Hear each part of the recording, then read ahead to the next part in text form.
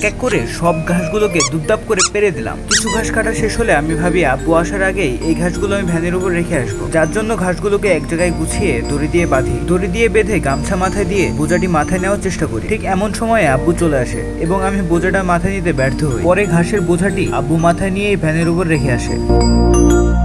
প্রথম বোঝাটির নেই আরো 2 বোঝা ঘাস কাটি এবং আব্বু প্রত্যেকবারই ভ্যানের উপরে ঘাসের বোঝা রেখে আসে। আর এদিকে আমি হাঁপিয়ে ধুপিয়ে শেষ, ওই জন্য তার কাটার উপরে বিশ্রাম নিচ্ছিলাম। বিশ্রাম নেওয়ার সময়ই দেখি দোয়েল পাখি, যে পাখিকে আমি বহুদিন পরে দেখলাম। বাংলাদেশের জাতীয় পাখি, যেটা প্রায় বিলুপ্তর পথে, এখন সচরাচর দেখাই যায় না। যাই হোক, ঘাস কাটা শেষ করে ভ্যান সাজানোর পরে আমি ভ্যানের উপরে বসি এবং আব্বু ভ্যান চালাতে থাকে। ঘাস কাটার ফলে ঘাসের কিছু অংশ মাটিতে থেকে যায়, যার ফলে ওই অংশটুকুন পায়ে ঢুকে যাওয়ার সম্ভাবনা থাকে, যার জন্য জুতা পরে গিয়েছিলাম। আর ফুলহাতা শার্ট পরে যাওয়ার কারণ ছিল এই ঘাসের পাতায় যেন হাত কেটে না যায় তার জন্য। ইতিমধ্যে আমার হাত অনেক জায়গায় কেটে গিয়েছে। আর এখন আমরা যে জায়গায়